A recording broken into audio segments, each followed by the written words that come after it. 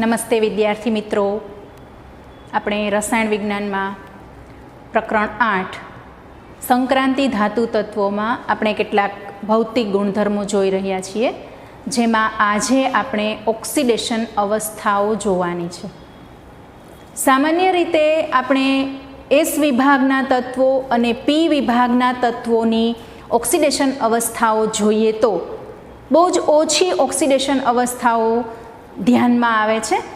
દાખલા તરીકે સમૂહ 1 અને સમૂહ 2માં એક જ ઓક્સિડેશન અવસ્થાઓ છે. સમૂહ 1ની ઓક્સિડેશન અવસ્થા અથવા તો સંયોજકતા, જેને આપણે +1 કહીએ છીએ, અને સમૂહ 2માં +2 આવે છે. પી વિભાગમાં થોડું વેરિએશન છે એ જોવા મળે છે, જ્યારે ડી વિભાગની ઓક્સિડેશન અવસ્થાઓ જે છે એ ખૂબ જ જુદા જુદા પ્રકારની જોવા મળે છે. તમે અહીંયા જોઈ શકો છો કે મેં પ્રથમ સંક્રાંતિ શ્રેણી 3D વિભાગના તત્વો એની ઓક્સિડેશન અવસ્થાઓ જે છે એ લખેલી છે.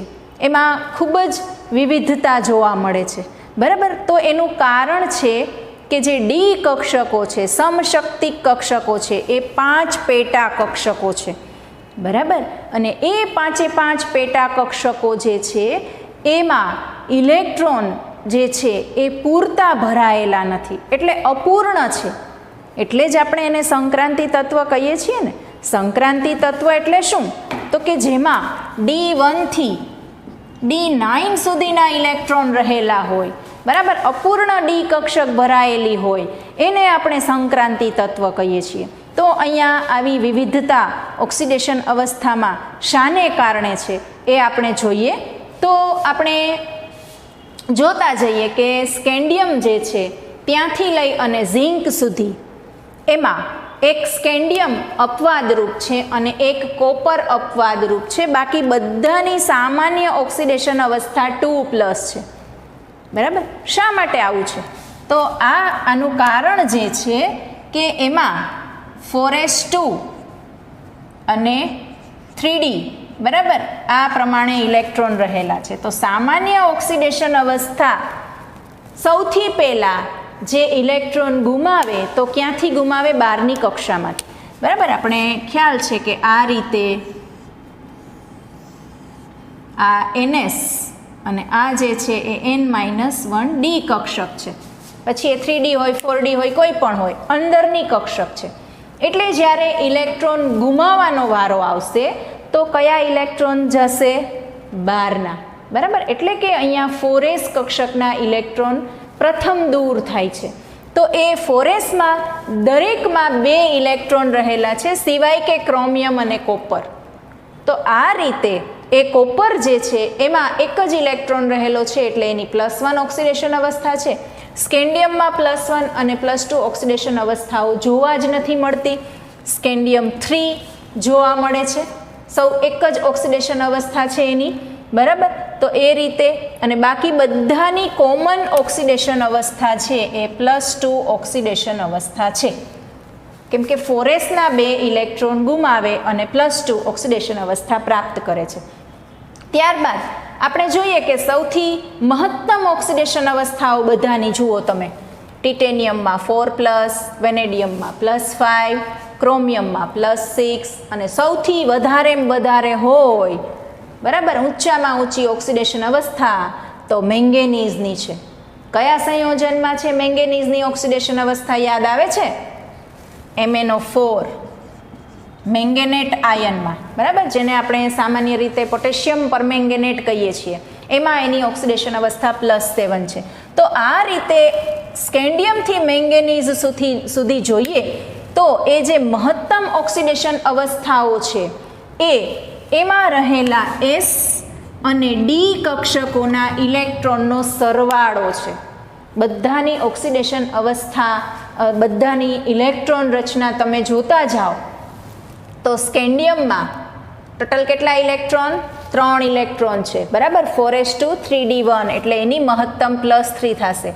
ટિટેનિયમમાં 4s2 3d2, એટલે 4 ઇલેક્ટ્રોન, તો એ +4 થશે. વેનેડિયમમાં 3d3 4s2, એટલે +5. ક્રોમિયમમાં 4s1 3d5, એટલે +6. મેંગેનીઝમાં બરાબર 3d5 4s2 એટલે 7 ઇલેક્ટ્રોન. તો તો આ રીતે એ જે પ્રથમ 5 તત્વો છે એમાં જે ઊંચામાં ઊંચી ઓક્સિડેશન અવસ્થાઓ જોવા મળે છે જે તે તત્વની એ એસ કક્ષક અને ડી કક્ષકમાં રહેલા ઇલેક્ટ્રોનનો સરવાળો સૂચવે છે. ત્યારબાદ તમે આ બાજુ જતા જાઓ ઝિંક બાજુ, પછીના જે તત્વો છે એમાં એકાએક ઘટાડો આવે છે. શા માટે ઘટાડો આવે છે? તો એમાં જે ઇલેક્ટ્રોનની સંખ્યા જે છે, અયુગ્મિત ઇલેક્ટ્રોનની સંખ્યા ઓછી થતી જાય છે. બરાબર? એટલે આ ઓક્સિડેશન અવસ્થાઓમાં પણ શું જોવા મળે છે? ઘટાડો જોવા મળે છે. બરાબર છે? તો આ રીતે એ ઓક્સિડેશન અવસ્થાઓમાં વિવિધતા, એમાં પણ આપણે આ પ્રમાણે જોયું એનું વલણ, ઊંચી ઓક્સિડેશન અવસ્થા અને નીચી ઓક્સિડેશન અવસ્થાનું. ત્યારબાદ તમે બીજું માર્ક કરો કે દરેક ઓક્સિડેશન અવસ્થા જે છે એક એકમથી વધતી જાય છે. જુઓ, +2, +3, +4, +5, એક એકમથી એમાં ઓક્સિડેશન અવસ્થાઓમાં શું જોવા મળે છે? વધારો થતો જોવા મળે છે. જેવું અન્ય જે છે સંક્રાંતિ સિવાયના તત્વો, જેને આપણે બિન સંક્રાંતિ તત્વો અથવા તો એસ વિભાગના અથવા પી વિભાગના તત્વો કહીએ, એમાં આવું જોવા મળતું નથી. બરાબર? એમાં 2 યુનિટનો તફાવત છે, 2 એકમનો તફાવત છે, જેનું કારણ છે પી વિભાગના તત્વોમાં નિષ્ક્રિય યુગ્મ અસર જોવા મળે છે. બરાબર?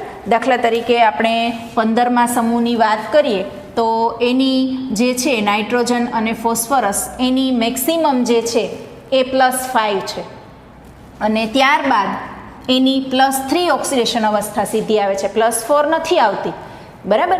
તો એનું કારણ છે એની નિષ્ક્રિય યુગ્મ અસર. નિષ્ક્રિય યુગ્મ અસર એટલે આપણને ખ્યાલ જ છે કે જે મહત્તમ ઓક્સિડેશન અવસ્થા છે એમાંથી 2 બાદ કરો. બરાબર? એટલે 4sના 2 ઇલેક્ટ્રોન જે છે એ 2 બાદ કરો એટલે તમને એની +3 ઓક્સિડેશન અવસ્થા છે એ જોવા મળશે. 4sના ઇલેક્ટ્રોન ગુમાવશે નહીં, પી કક્ષકોના ઇલેક્ટ્રોન ગુમાવે છે તો એને નિષ્ક્રિય યુગ્મ અસર એ પી વિભાગના તત્વોમાં જોવા મળે છે, બિન સંક્રાંતિ તત્વોમાં. જ્યારે અહીંયા સંક્રાંતિ તત્વોમાં દરેક જે છે ટિટેનિયમ +2, ટિટેનિયમ +3, ટિટેનિયમ +4, તો એમાં એક એકમનો તફાવત જોવા મળે છે, જે દર્શાવે છે કે એની ડી કક્ષકો જે છે એમાં ઇલેક્ટ્રોન પરિવર્તનશીલ છે. બરાબર? પરિવર્તનશીલ છે. એક ઇલેક્ટ્રોન જે છે એ ક્રમશઃ એ ગુમાવે એટલે એ પરિવર્તનશીલ છે, જેવું બિન સંક્રાંતિ તત્વોમાં જોવા મળતું નથી. બરાબર છે? એટલે આ રીતે એની ઓક્સિડેશન અવસ્થાઓ. ત્યારબાદ તમને અમુક સામાન્ય ઓક્સિડેશન અવસ્થાઓ કરતાં જે અમુક ઓક્સિડેશન અવસ્થાઓ છે ડાર્ક કરેલી છે, દાખલા તરીકે અહીંયા +3, અહીંયા +4, બરાબર, અહીંયા +5, તો એ ઓક્સિડેશન અવસ્થાઓ સ્થાયીતા સૂચવે છે. સ્થાયીતા ક્યારે જોવા મળે એ આપણે અગાઉ પણ જોયું હતું. તો કાં તો D5 હોય અને કાં તો D10 હોય. કોઈ પણ સંક્રાંતિ તત્વોની ઇલેક્ટ્રોન રચનામાં જો D5 હશે અને D10 હશે તો એ મહત્તમ સ્થાયીતા, અને કાં તો સાવ ખાલી હશે, મહત્તમ સ્થાયીતા પ્રાપ્ત કરશે. એટલે આવી ઓક્સિડેશન અવસ્થાઓ જે તત્વોમાં હશે એ સ્થાયી તત્વો જોવા મળે છે. બરાબર? ટિટેનિયમ જે છે એમાં +2 અને +3 કરતાં +4 એ વધુ સ્થાયી ઓક્સિડેશન અવસ્થા છે. એવી જ રીતે વેનેડિયમમાં +5 ઓક્સિડેશન અવસ્થા વધુ સ્થાયી ઓક્સિડેશન અવસ્થા છે. તો આ રીતે એની ઇલેક્ટ્રોન રચના જે છે એ સૂચવે છે. બરાબર? ત્યારબાદ નીચી ઓક્સિડેશન અવસ્થાઓમાં આપણે જોઈએ ઝિંકની માત્ર એક જ ઓક્સિડેશન અવસ્થા છે. એનું કારણ છે એની ઇલેક્ટ્રોન રચના 3D10 4s2, બરાબર, જેમાં ડી કક્ષકો ભાગ જ નથી લેતા. તો આ રીતે એ માત્ર 4sના જ 2 ઇલેક્ટ્રોન ગુમાવે છે અને 3D10 ઇલેક્ટ્રોન રચના પ્રાપ્ત કરે છે, જે સ્થાયી છે. એટલા માટે માત્ર એક જ ઓક્સિડેશન અવસ્થા જોવા મળે છે. જ્યારે કોપર જે છે એમાં 2 ઓક્સિડેશન અવસ્થાઓ જોવા મળે છે. જુઓ, 3D10 અને 4s1, એક ઓક્સિડેશન, એક ઇલેક્ટ્રોન જે છે એ દૂર થાય એટલે Cu+1, અને અહીંયાથી જો એક ઇલેક્ટ્રોન જશે તો એ 3D9 એટલે કે Cu2+. તો કોણ વધુ સ્થાયી હશે, Cu+1 કે Cu2+? Obviously Cu+1. બરાબર. Cu+1માં એક ઇલેક્ટ્રોન જાય એટલે અહીંયા 4s0 થઈ જશે. આ પૂર્ણ ઇલેક્ટ્રોન રચના છે, સ્થાયી છે, એટલે Cu+1 જે છે એ Cu2+ કરતાં વધુ સ્થાયી ઇલેક્ટ્રોન રચના છે.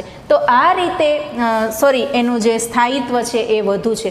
તો આ પ્રમાણે આપણે કોઈ પણ તત્વનું આપણને MCQમાં પૂછાઈ શકે કે કોની ઇલેક્ટ્રોન રચના, કોની ઓક્સિડેશન અવસ્થા વધુ સ્થાયી છે, તો એના માટે એ આપણે એની ઇલેક્ટ્રોન રચના જે છે એ યાદ હોવી જોઈએ. આ તમારે એની ઓક્સિડેશન અવસ્થાઓ જે છે એ ગણવા માટે પણ તમને ઇલેક્ટ્રોન રચના જો બરાબર યાદ હશે તો તમે એની ઓક્સિડેશન અવસ્થાઓ એ લખી શકશો. અને ખાસ કે જે નીચી ઓક્સિડેશન અવસ્થાઓ ધરાવતા જે આ આયનો છે એ આયનીય બંધ બનાવે છે, આયનીય સંયોજનો બનાવે છે, યાદ રાખજો. બરાબર. જેમાં નીચી ઓક્સિડેશન અવસ્થાઓ છે એટલે કે +2, +1, તો એ બધા આયનીય સંયોજનો બનાવશે અને ઊંચી ઓક્સિડેશન અવસ્થાવાળા સંયોજનો છે એ સહસંયોજક સંયોજનો બનાવશે. દાખલા તરીકે મેંગેનેટ જે છે, બરાબર, એ બધા જે છે એ સહસંયોજક સંયોજનો છે. એ ખાસ બાબત યાદ રાખવાની છે. ત્યારબાદ શૂન્ય ઓક્સિડેશન અવસ્થા પણ જોવા મળે છે ઘણા બધા સંયોજનોમાં. એનું કારણ છે કે આ જે સંક્રાંતિ ધાતુ તત્વો છે એ સવર્ગ સંયોજનો બનાવે છે. આપણે 9મા પ્રકરણમાં આવશે સવર્ગ સંયોજનો એટલે શું, કે જેમાં સવર્ગ સહસંયોજક બંધ હોય છે. અને એ સવર્ગ સહસંયોજક બંધમાં જેની સાથે આ સંક્રાંતિ ધાતુ તત્વો સવર્ગ સહસંયોજક બંધ બનાવે છે એ અણુ હોઈ શકે છે, આયન હોઈ શકે છે, પરમાણુ હોઈ શકે છે, અને એને લિગેન્ડ કહેવામાં આવે છે. અને એ લિગેન્ડ જે છે એ આ સંક્રાંતિ ધાતુ તત્વોને, સંક્રાંતિ ધાતુ આયનોને ઇલેક્ટ્રોન યુગ્મનું દાન કરે છે, એને કહેવામાં આવે છે લિગેન્ડ. તો આવા જે લિગેન્ડ જે છે એમાં કાં તો સિગ્મા બંધ અથવા તો પાઈ બંધ જો હશે તો એવા જે સંયોજનો છે એ એની નીચી ઓક્સિડેશન અવસ્થા અથવા તો શૂન્ય ઓક્સિડેશન અવસ્થા ધરાવે છે. દાખલા તરીકે, બરાબર, આ સંયોજન જે છે એને કહેવામાં આવે છે ટેટ્રાકાર્બોનિલ નિકલ. ટેટ્રાકાર્બોનિલ નિકલ, જેમાં નિકલની ઓક્સિડેશન અવસ્થા શૂન્ય છે, કેમ કે અહીંયા જે કાર્બોનિલ છે C∭O 2 પાઈ બંધ આવેલા છે, એટલે સિગ્મા બંધ અથવા તો પાઈ બંધ જે હશે, જે સિગ્મા બંધ અને બંને પાઈ બંધ બંને હશે જેવા લિગેન્ડમાં, આને કહેવામાં આવે છે લિગેન્ડ, કે જે ઇલેક્ટ્રોન યુગ્મનું દાન કરે છે નિકલને. બરાબર. તો એને સવર્ગ સંયોજનો કહેવામાં આવે છે. એવી જ રીતે આયનનું પણ છે પેન્ટાકાર્બોનિલ નિકલ, જેમાં પણ એની ઓક્સિડેશન અવસ્થા શૂન્ય છે. તો આ એક બાબત ખાસ યાદ રાખવાની છે. આવો તમને પ્રશ્ન પૂછાઈ શકે છે કે શા માટે એની શૂન્ય ઓક્સિડેશન અવસ્થા છે. તો એમાં જે રહેલા લિગેન્ડ જે છે એ સિગ્મા બંધ અને પાઈ બંધ જે છે એ ધરાવે છે, એટલા માટે એની ઓક્સિડેશન અવસ્થા શૂન્ય છે. બરાબર. હવે અહીંયાથી પછી આગળ એ તમારે ઊંચી ઓક્સિડેશન અવસ્થા ધરાવતા હેલાઇડ સંયોજનો, ઓક્સાઇડ સંયોજનો, બરાબર, એની સ્થાયીતા જે છે એ આપણે નેક્સ્ટ સેશનમાં એની ચર્ચા કરશું.